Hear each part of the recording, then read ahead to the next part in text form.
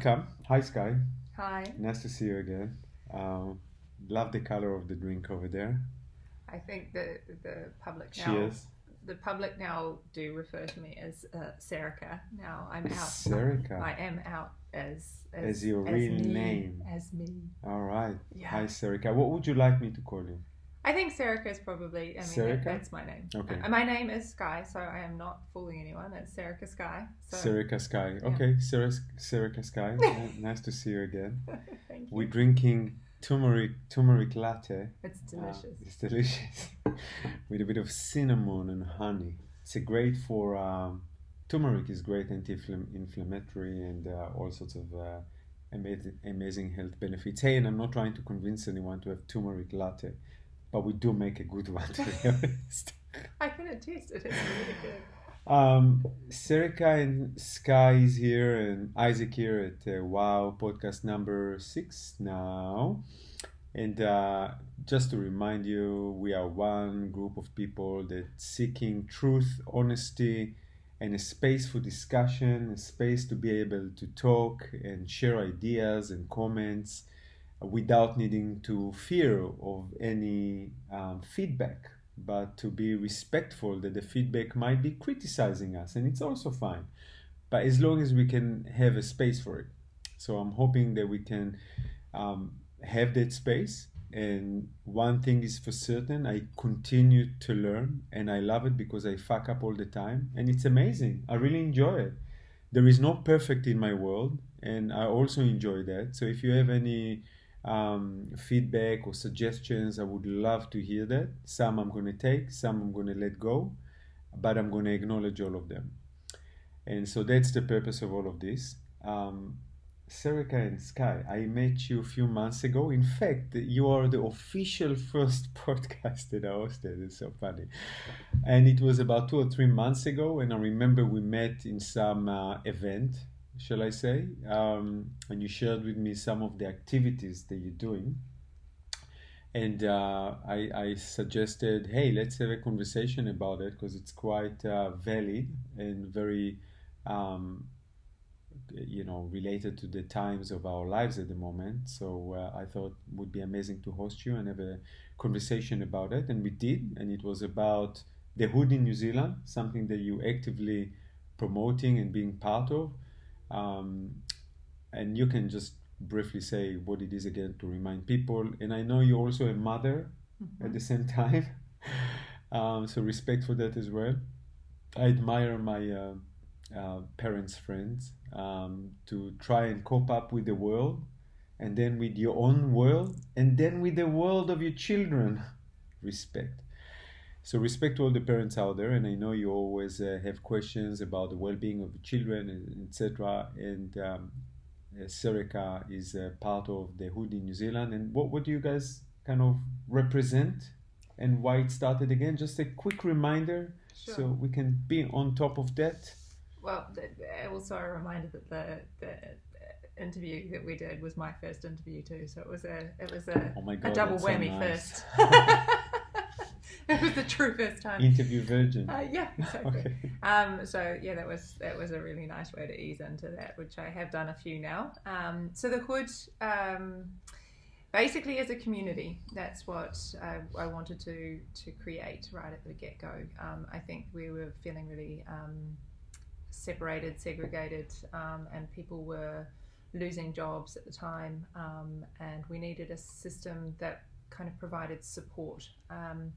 And the initial idea was more to be a support in terms of offering possible connections professionally through health organisations, through creative organisations, to Carry on. to basically support one another. The people that had lost jobs or were feeling very fringed from society because of decisions that people had made not to be vaccinated, etc. So it was basically supporting people in their entirety and not judging. And so the Hood was always born of open discussion, trying to be lacking in judgment, but I think human nature means that we judge regardless. So, we're not going to be perfect on that one. But yeah, the Hood was founded to be another source of information as well, because as a community of people who chose to look outside the one source of truth, a lot of people were feeling alone, and a lot of people were finding it really hard to find information that was outside of that. I started advocating for family court cases, which was the beginning of it all, really, when children were starting to be required to be vaccinated or encouraged to vaccinate. That became a hugely difficult situation for families who didn't actually agree on that. So I guess it was a journey, but it hit hard and fast when vaccinations were starting to affect children. They were starting to affect their lives, restricting their lives, and again, forced vaccination. And you can call it that, really, because there were children out there who were being ordered by the courts to actually be vaccinated. So we were there to support people and also provide another source of information, as I said. So that's where the website came in. We post scientific and medical information that is outside of what the common narrative is, and it's promoting that discussion about questioning things. The whole premise of the Hood is to question, to debate, and like you say, that you're not perfect, nobody's perfect, and we need to debate these things, and we need to be open and honest about them, and that wasn't happening. It's still not happening. So okay, that's where it started. Where it ended up was a little bit different. Okay. It's still not ended up. It's just It's not. You mean where it's at the moment? That's true. Okay. That's a better way to put it. So where it's at the moment? Okay, so I wanted to look at stopping the 12 to 15-year-old rollout. We all knew those. You mean the rollout of vaccine? Of Sure. the vaccine, Yeah. Sorry. I don't like calling it a vaccine. That's why we've had very heated internal debate with the legal team, and the legal team don't like to call it that either. So we tend to call it, the QC calls it a synthetic product, and Okay. I tend to think he's correct on that. So there is a new synthetic product that is being encouraged, and it was being mandated for 12 to 15-year-olds in terms of vaccine passports and restrictions on sporting events, etc. We really wanted to, that seemed unjust to us. However, the government had allowed a 12-year-old to state that they had informed consent, and they didn't necessarily need parental consent to go off and have this procedure. And that was alarming, but what it did was it made it very difficult as a legal argument to fight back on that one. And unfortunately, when you're dealing with the government and jurisdictions and legislations and rollouts and anything official from the authorities, you've got to go jumping through that those legal hoops. And unfortunately, they created a really easy to argue one for themselves. It wasn't mandatory in theory. Arguably, it was. And also the children had the right to decide for themselves. So it became a very hard legal argument. And so we unfortunately had to wait, which sounds kind of sickening and felt quite sickening at the time. But as soon as there was the whisper of the 5 to 11-year-olds, that's when we were ready to jump. And we wanted to take that to court and assess that. Okay. And it has been in court, and it still is. Technically still in court, yes. Technically still in court, and I know on Monday, or Tuesday, sorry. It was both. Both Monday, Tuesday, you had a hearing in, Yep. In the High Court in Wellington. Correct. How was that? You've never done stuff like that, I presume, right?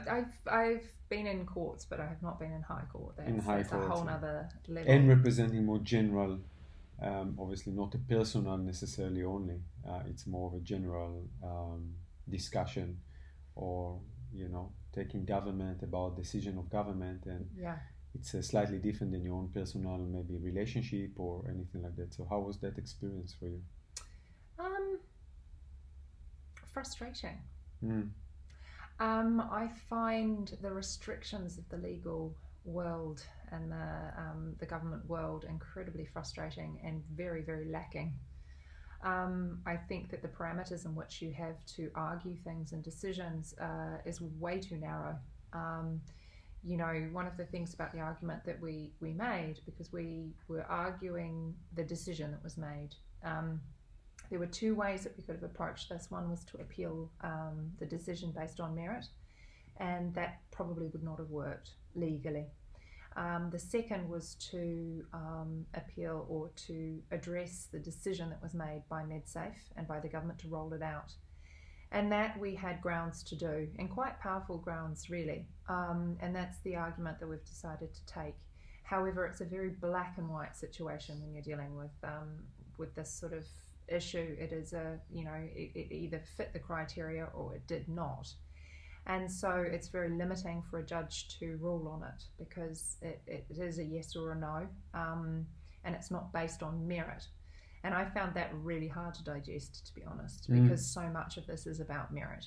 Was this actually necessary? Is it safe and effective? All of the things that we want to address, is about merit and necessity. But the thing is that that does fall into the decision-making process, and whether they had enough information to make that decision. And so that was addressed. So there was a lot of time spent from our side arguing the necessity, but also the information required to make that decision. But the key factor comes down to MedSafe and the director of MedSafe, which is Mr. James. And Mr. James had a responsibility to require X amount of evidence, X amount of research, X amount of proof that this was safe and effective, that it was appropriate for an entire population of 5 to 11-year-olds. Now, MedSafe took about a month to do that.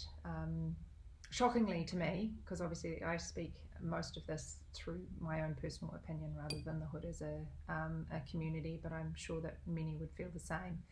And I'm not going to speak for our lawyers either, but for me, shockingly, it came out in the court case. The Crown actually said that Mr. James doesn't actually have to legally justify his decision. Okay. He didn't have to give any reason for it. He just had to say yes or no. And the other thing that shocked me... That's already an alarming on its own. Yeah, I know. Okay. Or at least requires some conversation, scrutiny, and challenging that. Well, he relies on his team. Right. So of experts. Of experts. Yeah. In which I don't know who they are. And he doesn't necessarily read all that information. That also shocked me. I'm thinking they argued, well, it's too much information for him to take on board. He's a very, very busy man. I'm like, yeah, this is our children. He needs to buy some stuff in the supermarket. I'm sorry, you know what I mean? With all the respect to your kids, my friend.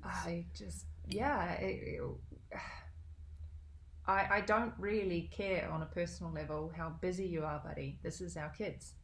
I want you to read every damn piece of information that's in front of you, and as well as your team, and then have an informed discussion about it prior to rolling it out.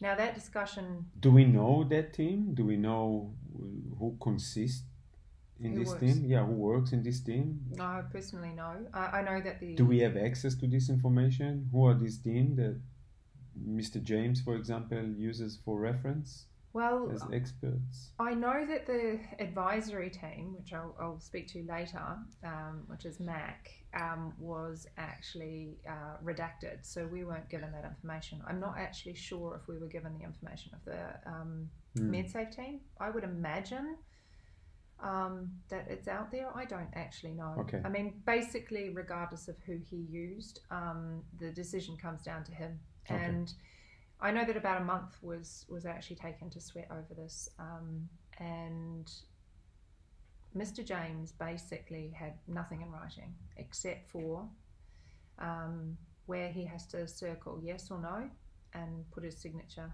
on this. Now, what a lot of people don't realise is that, and I did pick up on it at the time, but I think most people wouldn't have, is he actually circled no. So MedSafe actually found the information lacking. Oh, really? Yeah. Okay, interesting.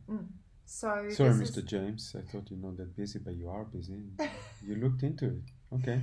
Yeah, so it was not initially okayed by MedSafe. And so MedSafe then, Mr. James then calls in an advisory panel, which was the MAC. And MAC come in and they are an independent body, and we don't know who they are. 9 individuals whose names were suppressed. Well, apparently they didn't want to be harassed, so right. they gave their expert opinion quietly. And Pfizer was also in that meeting. Now, the shocking part of it really is that they had this meeting, it was 4 hours. Now, there was no evidence of any new provided evidence from any party. There was no request for any new evidence as far as we know. There were no minutes taken. So there was this mysterious 4-hour conversation that might have had. Oh, they definitely had. Okay, they had it. That we know. But there is no account of it. No, there's no account of it. But someone says that they had it for sure. Yes. Okay. Yes, that apparently is legit. So they had their 4-hour conversation, and at the conclusion of that, Mr. James changed his mind. And the no became a yes. Okay. Now, one would think that in the openness of transparency and the fact that these people work for New Zealanders and that they're making decisions of safety for our children, and not only safety but apparently necessity, because we all know that we've been told that children really ought to have this, and that this is something that's going to benefit their health, etc., etc., etc. No, I don't buy into that, obviously. But you would think that there would be some commentary had about why, and some justification of how that changed from a no to a yes, and there's nothing. Okay, so there is a mysterious meeting that changed the mind of Mr. James to say yes instead of no. Mm-hmm. We don't know who are the meeting committee who actually attended the meeting. We don't know exactly what were discussed over there. Nope. And we don't know even Mr. James why he changed his mind based on that meeting. He wasn't in the meeting. No, but I mean he changed his mind based on the information from that meeting. Yep. But that hasn't been shared even through his agency or his office or anything. There were no like minutes taken. There's no minutes. It's just like, oh yeah, it's no, change my mind, it's yes. Why? They had a meeting. Who had a meeting? Don't worry about it. It's yes now. Yeah. Okay. I wonder how does that work in other government institutions that I am familiar with, if I were to describe a situation like that, of decisions that communities in New Zealand or elsewhere around the world are just taking decisions based in the same thing. Or if a police is, just holding me for something and they'll say, oh, sorry, mate, just kind of had a chat with my family, don't worry about it, we're okay, or, okay, that's interesting. So that's one element of that. So the change from that's no pretty to much, yes. That's pretty much the core issue with the decision-making process, is that it was lack of information, lack of transparency. Right from the get-go, lack of requirement of safety trials, of data, and there was a lot of that argument had or submission given by both sides in court. And it was interesting because the Crown had stated very, very clearly that the argument was a judicial argument. It was about the review. It came down to law. Was this decision made correctly or not? And so it was very, very black and white according to them. So they didn't feel that they needed to argue merit at all, yet they spent a day arguing merit. Okay. So that was kind of amusing, that they felt that they needed to defend that position, even though they said they didn't have to defend that position. So they did it. They worked through our arguments quite clearly and addressed a lot of them. They also tried to discredit Dr. Malone and also Dr. Gert van den Bosch, and that was kind of interesting because it didn't really seem to wash with the judge. And obviously we defended that as well because... I just want to point out for a second, Dr. Malone, and what's the other person, sorry, you mentioned? Dr. Gert Gert. van den Bosch, yeah. Yeah, both are in the scientific expert community discredited to some degree. I'm not going to go into details exactly why, but there is obviously arguably details of why they've been discredited, and like others as well.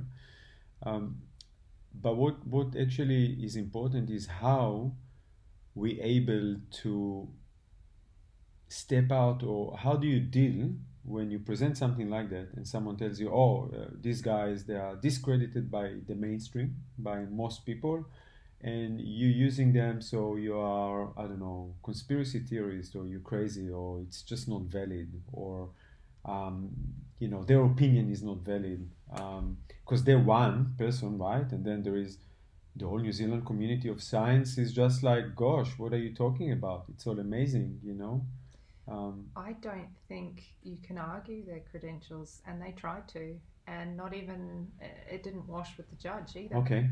What does that mean, didn't wash with the judge? How Well, it came about for the judge to say, wait a minute, there is something there that I want to look at? Well, you can't take away people's... I mean, you can try to discredit people. You can try Sometimes to there are criticize. grounds to discredit Sometimes someone, there are because grounds. it's not... Absolutely. But the thing is that when you're talking about Dr. Robert Malone, you cannot take away from the fact that he was the inventor of the original technology. You cannot dispute that that is actually where it was born, that he owned the patent for it, that he understands the technology. If you create something, you understand it. And it doesn't really matter. I know that people have tried to discredit him and say, well, he wasn't the only one, but you can't distract from the fact that he knows what he's talking about. Like, you can't. Just like Dr. Peter McCullough, I mean, they're trying to look at his license, I believe, overseas. They're trying to do all sorts of different things to supposedly discredit, but you cannot take people's credentials away. You cannot take people's experience away and their ability to be experts. And you have to reach a certain level and pass criteria to be considered an expert in court, let alone High Court. And all 9 of our experts qualified to be experts. So regardless of people's commentary, I mean, the Crown tried to speak to, Dr. Gert as being a veterinarian. And that's like, that was one part of, that's where he started his career.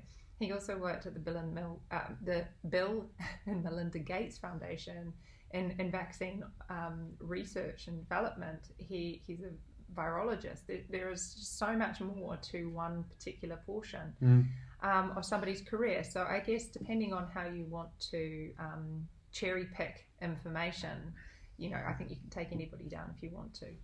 Sure, but I also think that you can challenge anyone, regardless of who he is or what they are or what type of expertise they have. You might not even be an expert in that, and you can still challenge with questions that are not dumb, but I mean like questions that require some answers, that require some transparency, and it doesn't make anyone to be an expert in something to be the only source of expertise around it, because humans are humans and we are limited in our ability to be even an expert in something, right? So it's also really important to understand that regardless if it's Robert Malone on one side or Ashley Bloomfield on the other or whatever that is.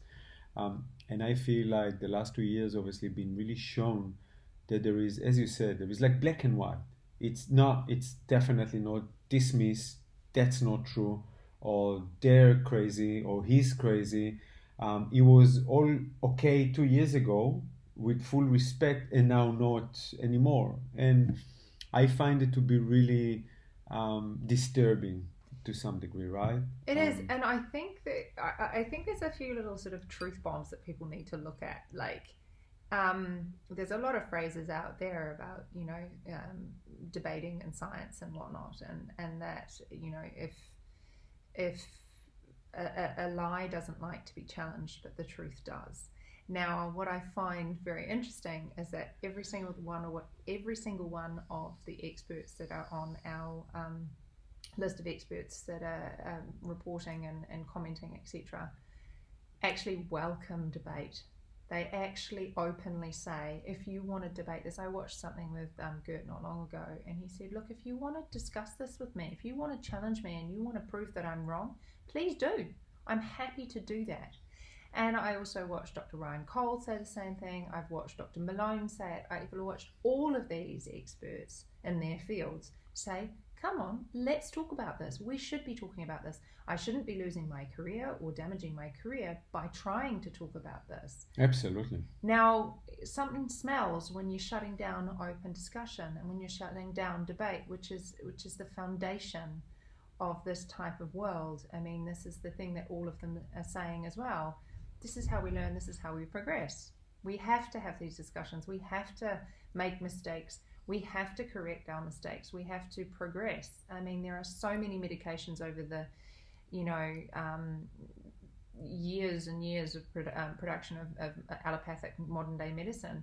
It's evolved, and it's evolved through failure. It's evolved through experimentation, discussion, questioning, and scientists and medical personnel collaborating and sharing ideas. That's why peer review is so important, because you need to check information, you need to check other people's work, you need to discuss it, you need to criticize it, you need to play around with it effectively. And the thing is that we're not allowed to do that. We're not even allowed to have a discussion with your neighbour without being frowned upon. And the whole premise of the Hood, really, at the beginning, even before the court case, was we've got questions.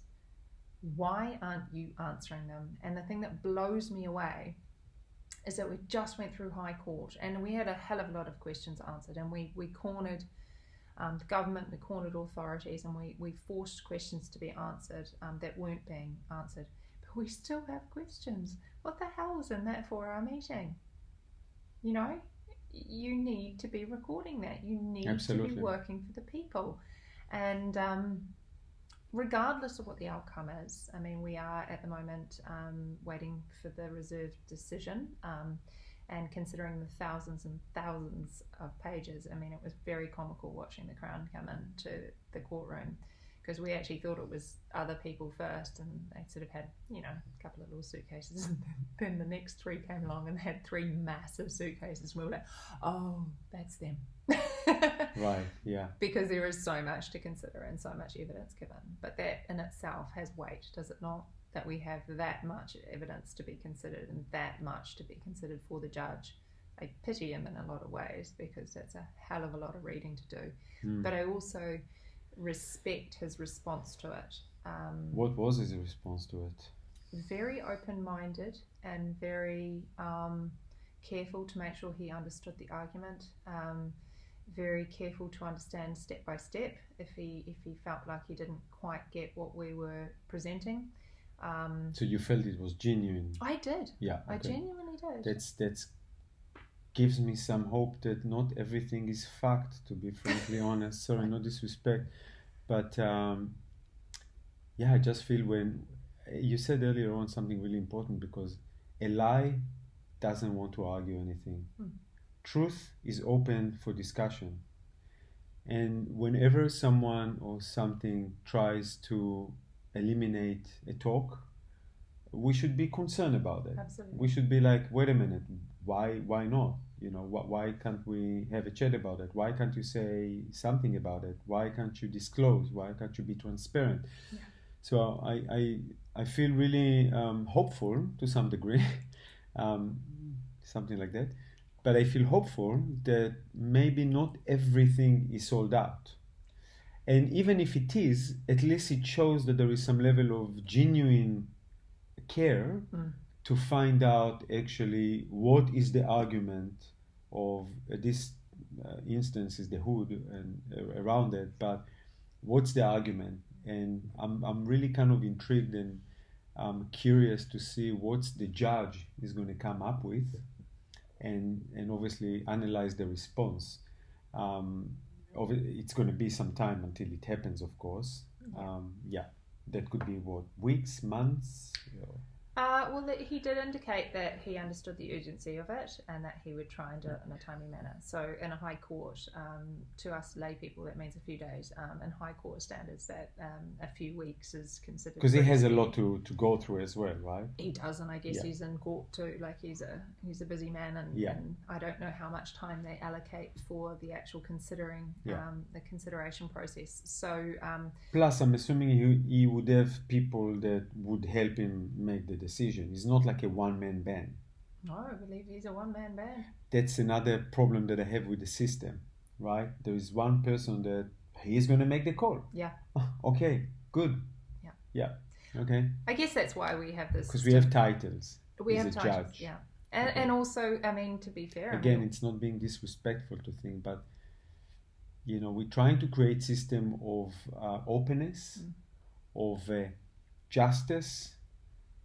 But the reality is, in humans' lives, it's impossible, in my opinion. It's all really full of shit. It's trying to be nice to something that doesn't really work like that. You can't have one person making a decision based on all this information and trying to be objective. Where humans, it's hard to be objective. We biased all our lives. We are born, we have loads of experience in history that we construct our mind, our ideas, our way of being based on that. So just to say that, oh no, I'm definitely objective in this thing, I find it really hard. And relying only on one person, it's another hard thing. But of course, in that sort of realm, you can go up. And if the decision, if you want to obviously, whatever the decision is, you can go to Supreme Court and appeal and all these things. And of course, let's not forget that everything comes with a massive check and money, because ultimately you pay back the government. You basically challenge the government, but also paying a lot of money to them to eventually give you some information. This is so fucked up, to be frankly honest. So you went to court. How much money did you guys raise so far, just as an interest? We're about just over 3/4 of the way there. So it got us to court. But obviously the way billing systems work, we've got a little bit of leeway, but we're still trying to gather the rest of the funds to cover it. And it's what, 100,000, 200,000? We have a capped amount of around 250,000. Right. So get that. So currently these guys are getting about $250,000 to pay the same government that only can do being transparent, share the information, and even not needing to go through all this process. But yet again, we want to ask these questions. We want to challenge the government. But at the same time, by doing that, we're also contributing $250,000 and trying to work really our asses off to be able to pay these things, right? Because it's all donations, I believe. It's no one is like splashing money out there to. Oh gosh, that'd be nice, wouldn't it? That would be nice, no? No. I believe some people in the government have enough funds that they can help out. Maybe I can approach some of them and suggest. How about that? But okay. So it is there were two phases to this. We had the preliminary hearing, which was obviously trying to halt the rollout temporarily so we could get to the substantive. The mainstream media obviously misrepresented that. Man, you've been like upgrading yourself from a few months ago. All these words that you're coming up with, you've been in court a few times. I love it. I appreciate it. You've been around now. Last time I interviewed you, the first time you said, and now you're coming with all this sort of legislative. I know the it's lingo. great. Right? Yeah, the lingo, you know it. I've listened and read a lot of legal documentation now, and funnily enough, it always makes me laugh because they always think I'm a lawyer when I'm walking in the doors as well. Like, I'm not a lawyer. Female in black, So anyway, I forgot where I was going with that now, but where was I? Doesn't really matter. But anyway, the preliminary was misrepresented by the media, and it made it look like we completely lost, whereas it was just one step in a longer process. It'll be interesting to see with the result. Obviously, we'll put it out to the people in terms of appealing or not.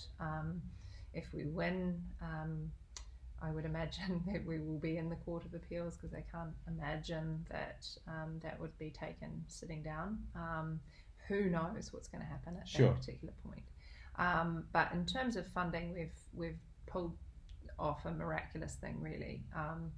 The Australian case, which is similar but slightly different because the way their legal system works and their legislations and what I don't claim to understand the difference, to be honest.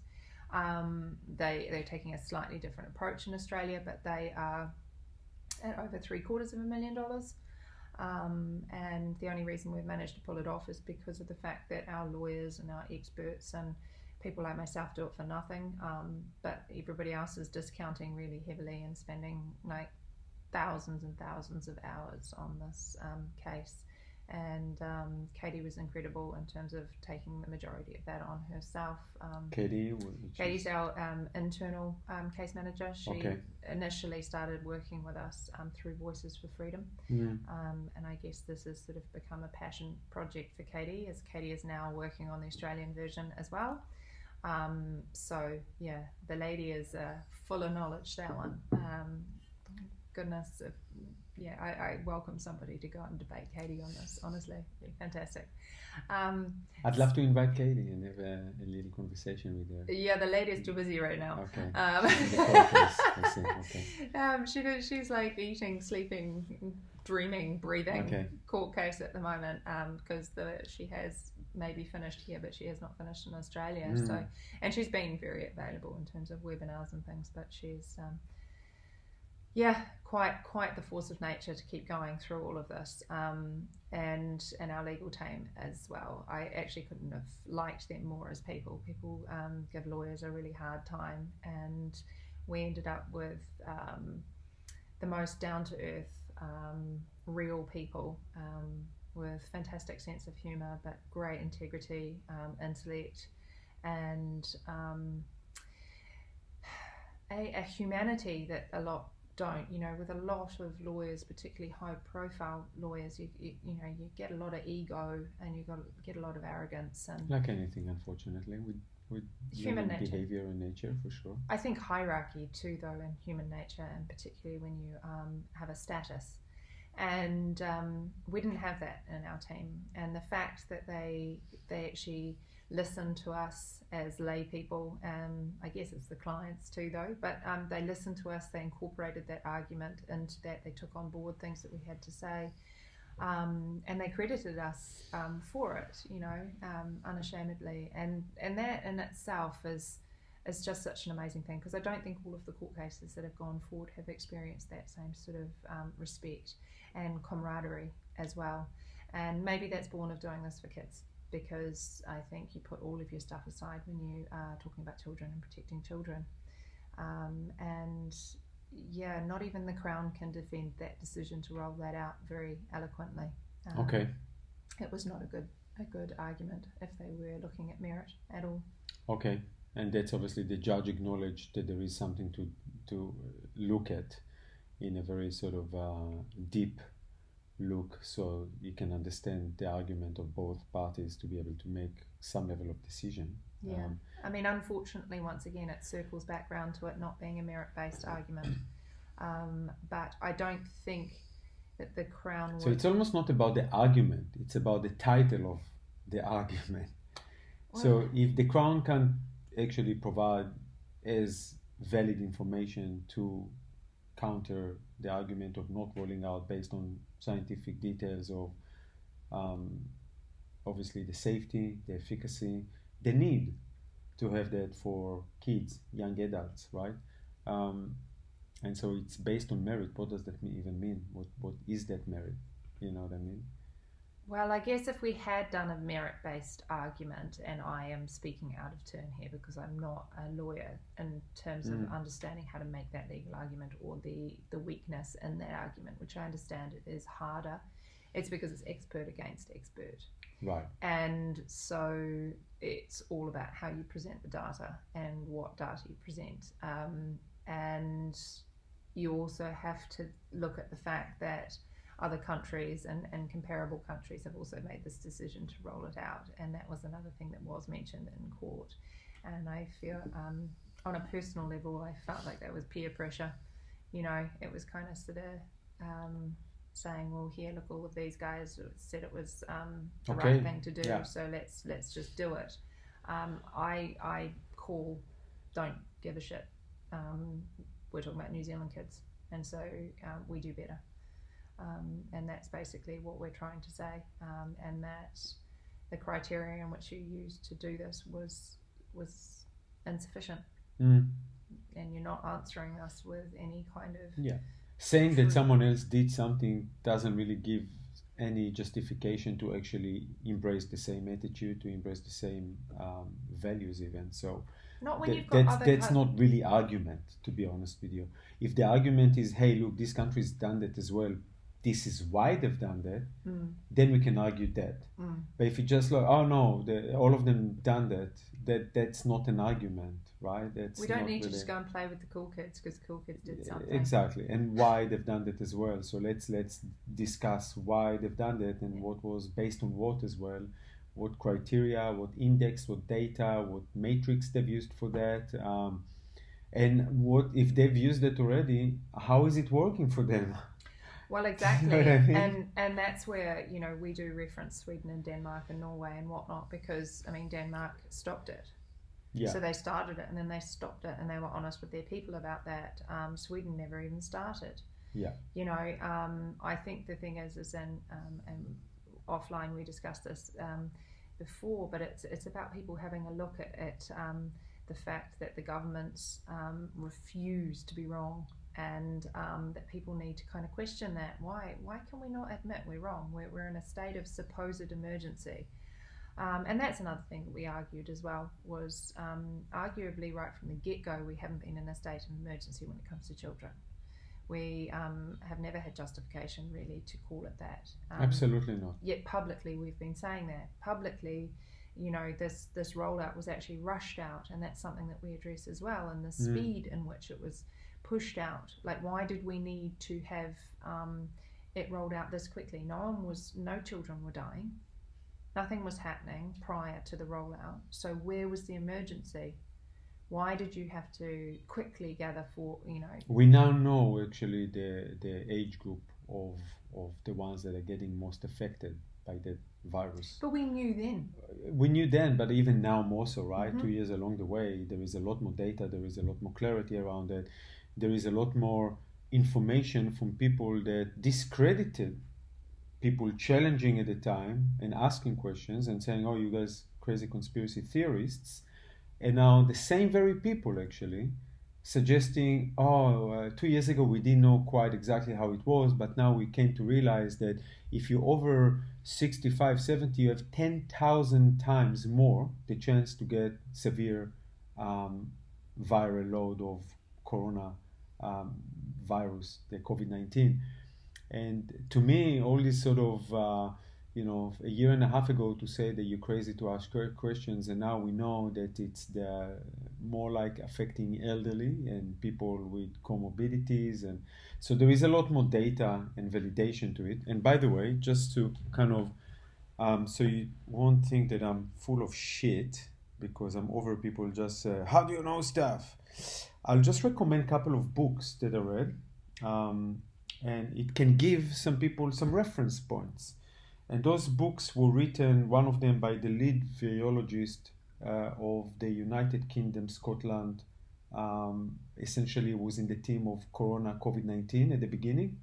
And he published that book that called The Year the World Went Mad. And his name is Mark Woodhouse.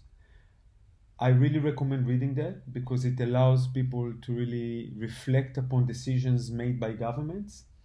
And he's an expert, he's a virologist, and that's what he does. And he presents data in his book, he presents valid questions, he presents also his concerns at the beginning that we didn't know what it is, and it showed in China, oh my gosh, people are falling in the streets, what's going on, let's protect everyone, know. And so he's honest about these things. But the book was published earlier this year based on a lot of data since then, and it raises a lot of concerns on still decisions that are made in governments such as in New Zealand, and promoting all these things where even someone like him, which I consider expert as well, absolutely questions a vaccine for a 5 years old, to be frankly honest. I mean, Dr. Robert Malone is vaccinated himself, and I believe some of the experts on our panel of experts are also vaccinated, but they still 100% say, no, you don't do this to children. And what is interesting too, and this we actually raised right at the beginning, when this went in for approval, it was in early December, and it was given the no, and then it was given the yes on the 20th December, and the date of the 17th of January, I believe it was given to start the rollout. So kids were actually going to start having this product from that point on. Now, right up until after January 19th, so after children had started having this, the World Health Organization still did not recommend this for children. That's right. So we addressed that right back then, and that is still an alarming The FDA part. in the US as well hasn't approved it at the beginning.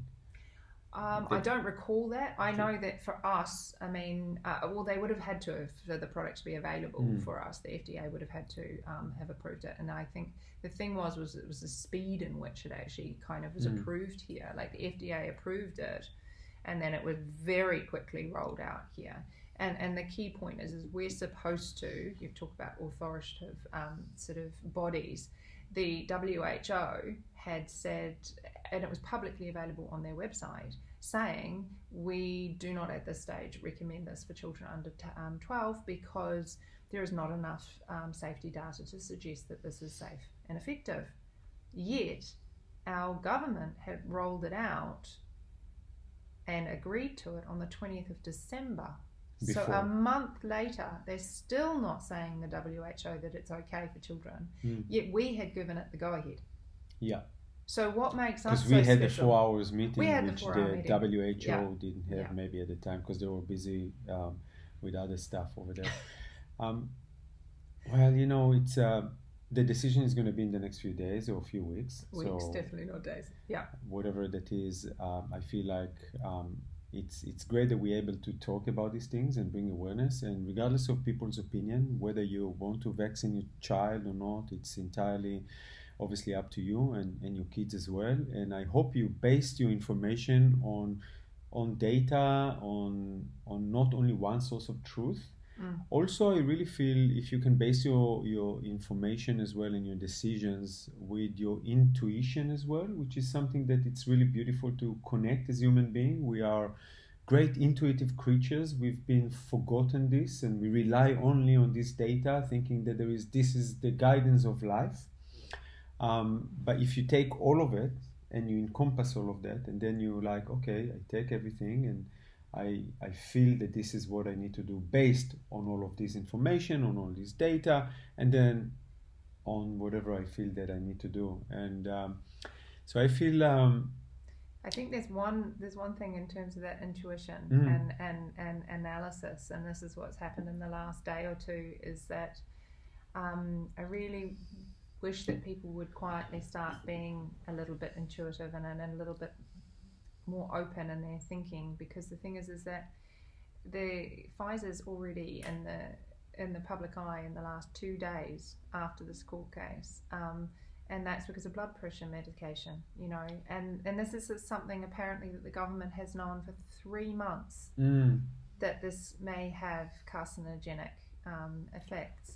Now the government sat on that for 3 months, yet we rushed through a vaccine and urgency. Knowing that there is this, obviously. Well, we know that the vaccine hasn't been tested for carcinogenicity. So it's just, there's so many questions to be had. And stuff, actually, the media didn't report really about our case at all. Yet the stuff published yesterday, an article saying there's more questions here than answers. And I'm like, yeah.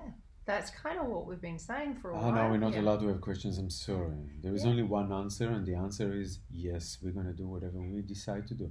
Well, there was a woman who said, I feel like we've, you know, and they published this, I feel like we're only being given half-truths.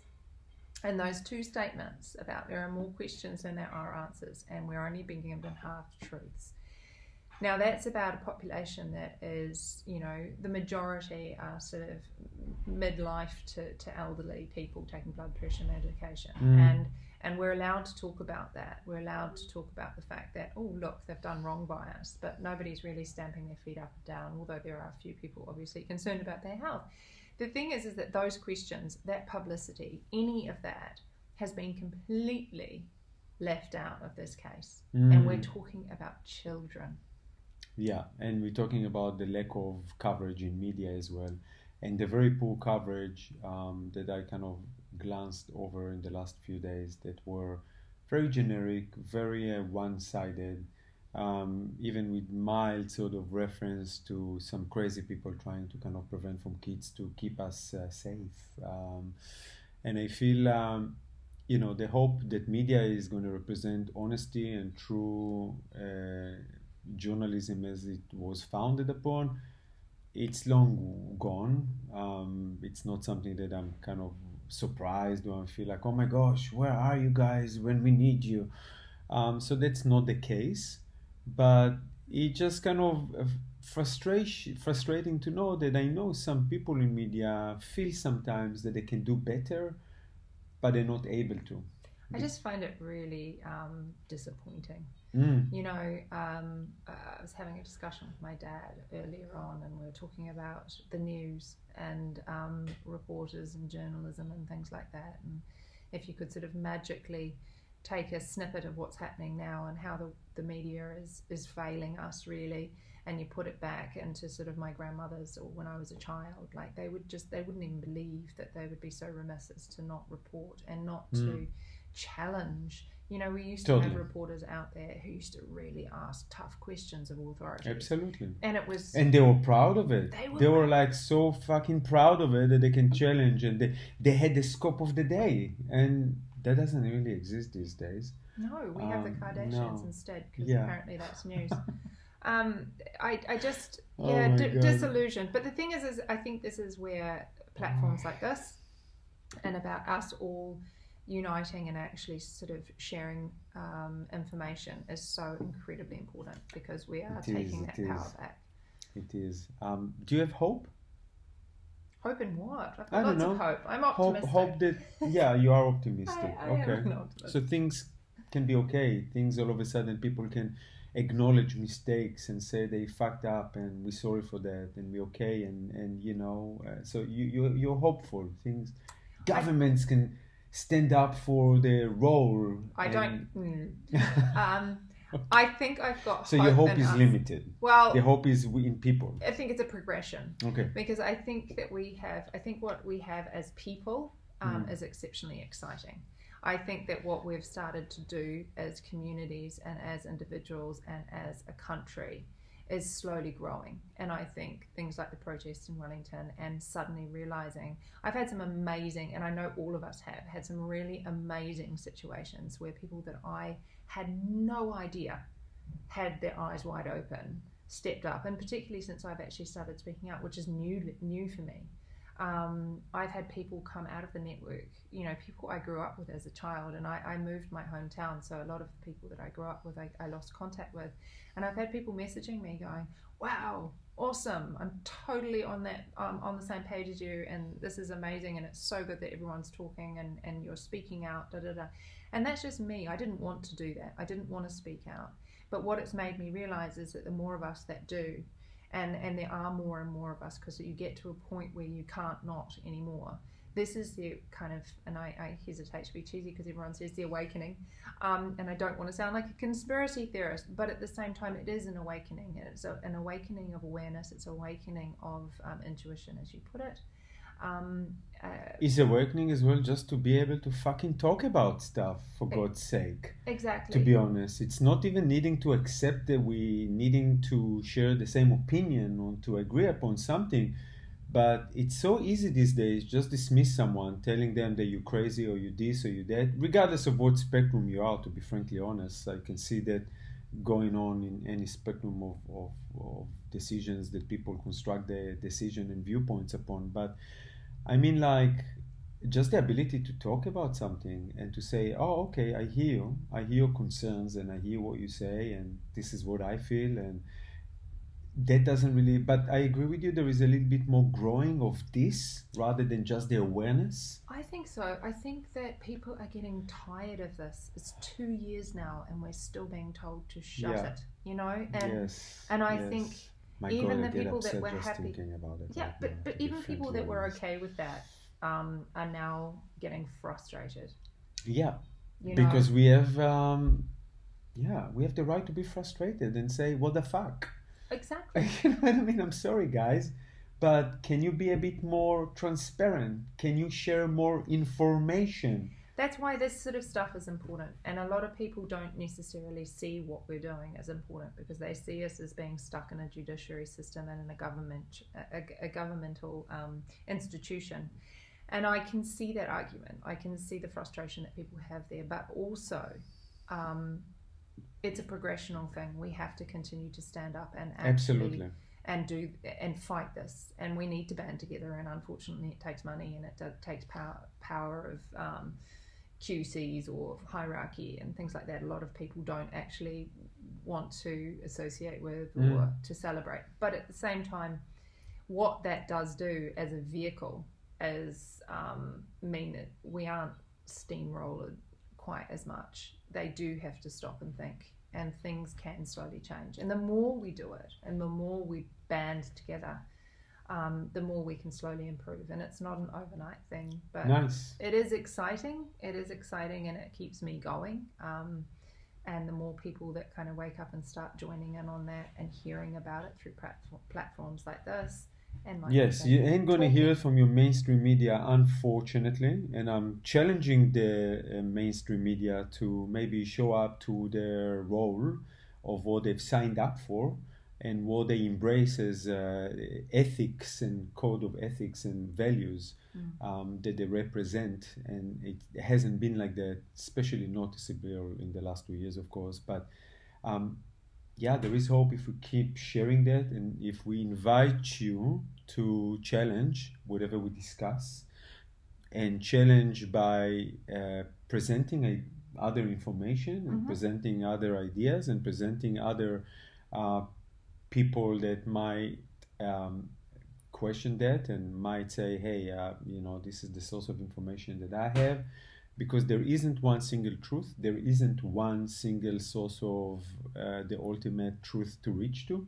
I think it's everything in life is multi-layered, and it's very challenging to just single out something to say, oh, this is what it is. It's not a black and white, and I feel like, first of all, thank you for putting all this effort as well. I don't have kids myself, so. But I'm thanking you for that, not because I agree exactly to what you do. I feel there is always a place to question stuff. But I thank you for believing in something that is important to you, that despite the reason, despite the fact that most of the community in New Zealand and elsewhere are really opposing this, let's just get it done, or let's just get over it, or let's move on. So I thank you for actually showing up to something against the stream, so you can be a proud salmon, kind of trying to sort of that's not the first time I've been compared to a salmon before. Swim against the stream, to be honest. But I'm really eager to know what the judge is going to come up with, and maybe we can revisit that again and see where it's at. And I'm hoping maybe the hood is going to be evolving into something really beautiful as well. And beyond that court case, to hold a space actually for discussion, to hold a space for people that want to actually challenge a decision by some authority of anyone, to be able to come to a space where we can actually do that. And not think that oh shit, where do I do that? I feel left alone. And if I do that, all my friends and family are going to say that I'm crazy, I'm not allowed, or whatever that is. So you do have that space, and the hood is one of them. And there is, there is lots of organizations, not only related to that, but related to many things that allow us to open up, that allow us to feel belonging. That we're not alone, because we're all in this together, regardless of what your opinion is. We are one in that regards, whether you're vaccinated, not vaccinated, black, white, Jew, Muslim, whatever that is, I'm fucking over all this bullshit stuff as well. So I feel like there is a lot to learn, and a lot to acknowledge, and I want to acknowledge you. Thank you for doing that. Thank you. I agree with you in the sense, and that's where some of the hope lies within me, I guess, is that I'm seeing a lot of again, human nature. It means that there's going to be pros and cons to this, but what I am seeing is a lot of people putting aside those things, exactly as you say, putting aside the religion, the predisposed thoughts about different subject matter, because at the core this gives us all something bigger to work together to change society, to protect our children, to protect one another, and to grow something better, because we are highlighting so many failings that have been around for a long time, but we have an opportunity right now to highlight them and to change them and to move to something better as a united country. So I love it. That's my to hopes. Highlight them, to change them, to move to something better as a united country. That's the slogan for the election of whatever that is, to be honest with you. It's a lot better than make this great again, or we are the best, or all sorts of bullshit like that. So Skye, thank you so much. You're welcome. It's been really a pleasure to spend an hour with you and go through all this information and digest and have an honest conversation. And I highly encourage you, beautiful community, to share your comments, share your love, share your criticism.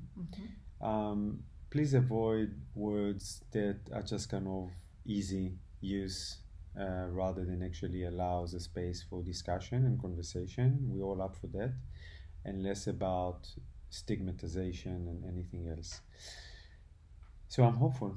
Thank you so much. And I love you, and I love you guys. And I'll see you in the next episode for whatever it's going to take shape. And please share your comments. We're really keen to hear you. Have a beautiful day. See you soon.